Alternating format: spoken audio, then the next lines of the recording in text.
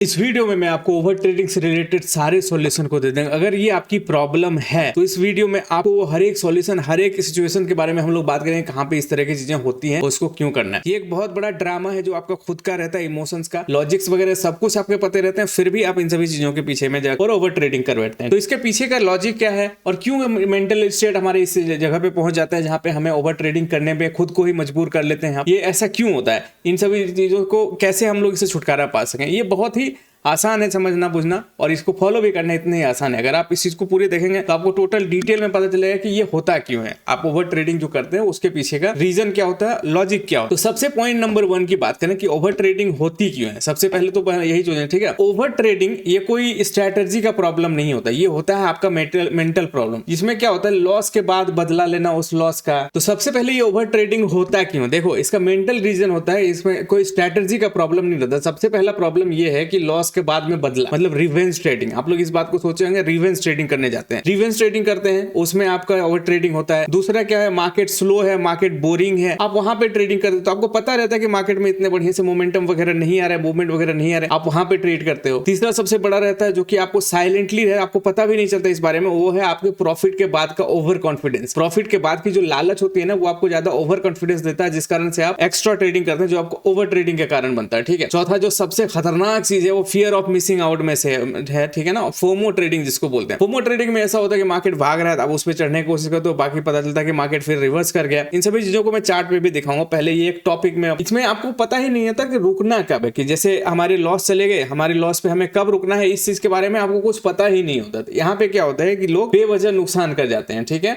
किसी तरह का स्टॉप रूल नहीं होता ना आपको कि हमें कहाँ पे ट्रेडिंग आज के लिए बंद कर देनी है, तो वहां से फिर ओवर ट्रेडिंग चालू होता है और वो जर्नी आपको उस दिन किल कर देता है, आपके अकाउंट को वाइप आउट तक कर देता है। ठीक है, सिर्फ इस रूल्स को फॉलो करने की वजह से आपके टोटल ओवर ट्रेडिंग का 70% जो प्रॉब्लम है वो कंप्लीटली खत्म हो जाएंगे, सिर्फ ये 3 रूल को अगर आप फॉलो कर लो तो।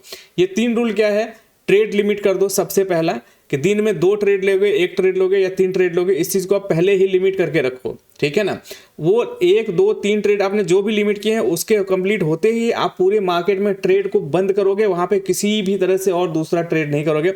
ये सबसे पहला नियम और नॉन नेगोशिएबल नियम, इसमें एकदम कोई छेड़छाड़ नहीं हो सकता। ठीक है, दूसरा सबसे बड़ा इंपॉर्टेंट है कि लॉस लिमिट को अपना डिफाइन करना। अपनी लॉस लिमिट को कैसे डिफाइन करोगे, मान लीजिए आपको 2000 3000 का लॉस लेना, 3000 का, ठीक है, आप 3 ट्रेड ले रहे हैं, तीनों ट्रेड में 1-1000 का लॉस लेके 3000 लो, या फिर एक ही ट्रेड में 3000 लॉस दे दो। ये कंप्लीट हुआ तो आप दूसरे ट्रेड के पीछे हाथ भी नहीं लगाओगे, इस चीज का आप गारंटी रखो अपनी ओर से, इस चीज को पूरी तरह से आप सोच के रखो। ठीक है, अगर आप लगाओगे तो मारे जाओगे, इस बात का निश्चिंत ही रखो, वहां पे फिर ओवर ट्रेडिंग हो गई होगा।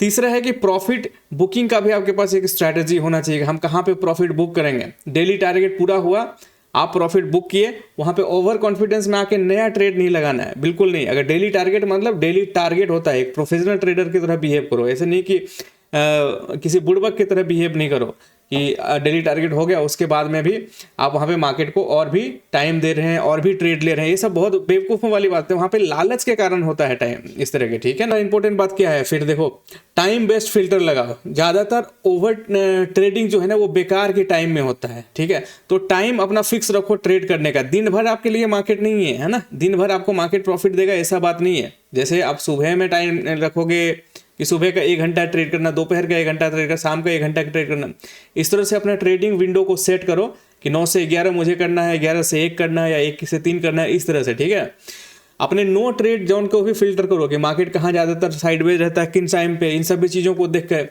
बिना सेटअप का कब ट्रेड नहीं लेना है, जब आपका सेटअप सेट नहीं हो रहा हो तो फिर यहाँ पे नहीं लेना है।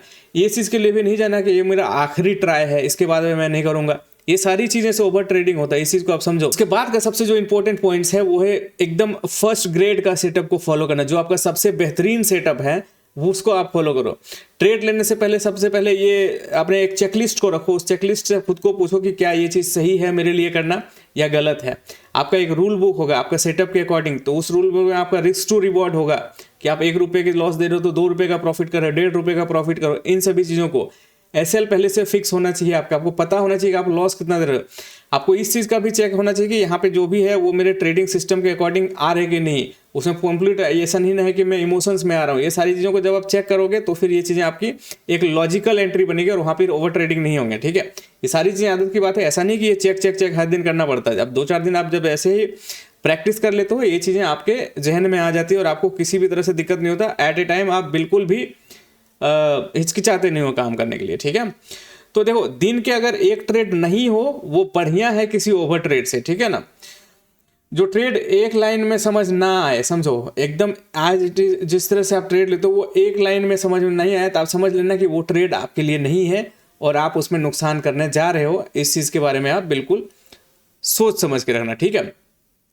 इसके आगे का जो सबसे इंपॉर्टेंट पॉइंट्स है वो है आपका माइंडसेट शिफ्ट, जो कि सबसे ज़्यादा ताकतवर होता है। नहीं है, अपने आप से ये सवाल करो कि मेरा काम रोज का रोज ट्रेड करना नहीं है, सबसे पहला है मेरे को सेफ्टी रखना, मेरे को सिक्योरिटी देना, मतलब अपने कैपिटल को प्रोटेक्ट करना।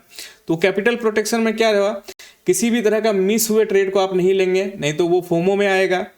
किसी भी तरह से गलत ट्रेड को नहीं लाएंगे क्योंकि वहां पे असली नुकसान जाता है वही सब चीज। आप बिना सेटअप के ट्रेड को ले लेते हो, आपके पास एंट्री ढंग का नहीं रहता है, तो बिना सेटअप का हम ट्रेड नहीं करेंगे और कोई सेटअप आया भी अगर वो मिस हो गया तो हम उस पर एंट्री नहीं करेंगे। ये सबसे इंपॉर्टेंट चीज जिसमें है कि लॉस लिमिट को क्रॉस नहीं होना। दूसरा सबसे इंपॉर्टेंट पोजिशन साइज को लॉक करना। देखो आप लोग क्या करते हो, एक लॉट लेते हो, दूसरे दिन 2 लॉट लेते हो, 5 लॉट 10 लॉट ऐसे करके, ऐसा ट्रेडिंग नहीं होता है। जब एक प्रोफेशनल ट्रेडर काम करते हैं तो एक ही पोजीशन साइज पे 2 महीने 3 महीने 5 महीने ऐसे करके ट्रेड करते हैं, फिर उससे पैसे कमाते हैं और फिर आगे का अपने पोजीशन साइज को बढ़ाते हैं। पोजीशन साइज आपको ज्यादा ओवर ट्रेडिंग करवाती है क्योंकि वहां पे आप बेवजह क्वांटिटी बड़े लेते हो जिसके कारण से लॉस जाता है, आपके अंदर डर आता है, फिर आप एक फियर मोड में चले जाते हो, वहां से लड़ाई करने लगते हो, कवर करने का कोशिश लगते हो आप। नेक्स्ट जो सबसे इंपॉर्टेंट पॉइंट है वो है दिन के अंत में 2 मिनट का चेकलिस्ट निकालो, अपना सेल्फ रियलाइजेशन करो कि आपने किया क्या है।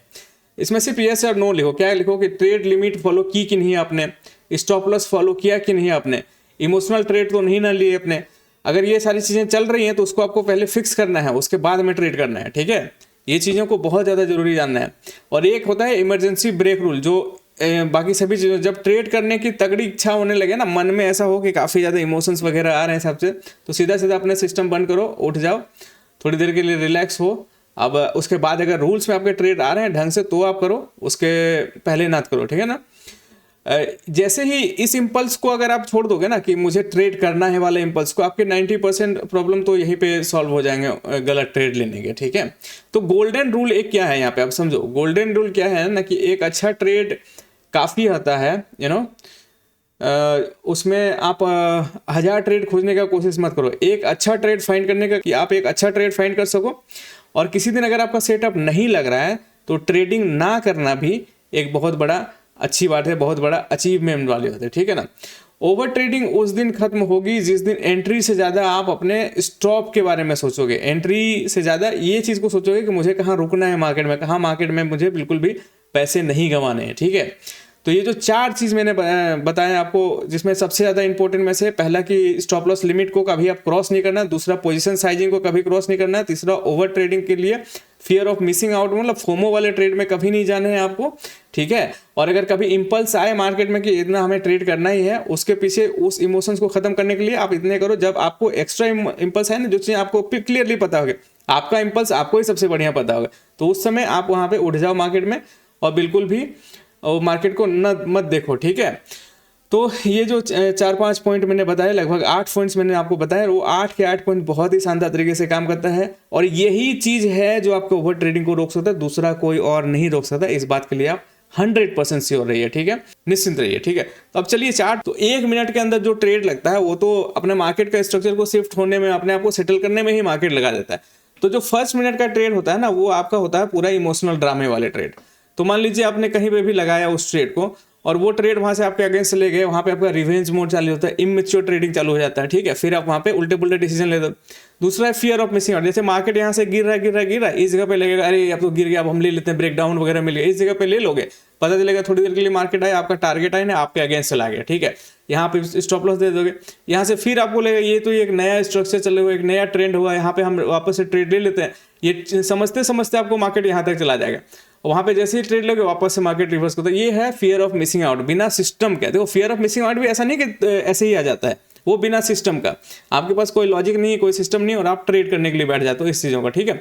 चलिए, अगर किसी दिन ऐसा हो भी जाए कि इंसान के तौर पे ऐसा कभी दिन हो भी जाए, तो आपको अपना लॉस लिमिट को देखना है कि मेरा लॉस लिमिट क्या है, वो पहुंच गया, बंद कर देंगे, कोई दिक्कत नहीं। दूसरा सबसे बड़ा इंपॉर्टेंट, पोजीशन साइज को कभी भी आपको इंक्रीज नहीं करना है, उसको आप कांस्टेंट रखना है 2-3-4 महीने तक, ताकि आप उससे पैसे बनाओ, उसके बाद में फिर इंक्रीज करो। और इन सभी का जोड़ एक ही है, किसी भी दिन आपके ज़्यादा नुकसान हो गए गलती से भी, तो आपका लॉस लिमिट पहुंचते ही या फिर उससे थोड़ा ज़्यादा चला गया गलती से, तो वहाँ पे आप फोर्सफुली सारी चीज़ों को बंद करोगे, बिल्कुल भी नहीं करोगे। ओवर ट्रेडिंग का 100% सॉल्यूशन है ये, इसमें किसी भी तरह का कोई प्रॉब्लम नहीं है। ओके, आने वाली चीज़ों पे हम लोग और भी बात करेंगे अच्छे से, और आप लोग जुड़िए और देखिए कैसे वन ट्रेडर डे प्रॉफिटेबल रहते हैं। हमारे लाइव स्ट्रीम वगैरह को भी ज्वाइन कीजिएगा, आपको क्लियरली पता चलेगा सारी चीज़ों को। Okay, thank you so very much guys.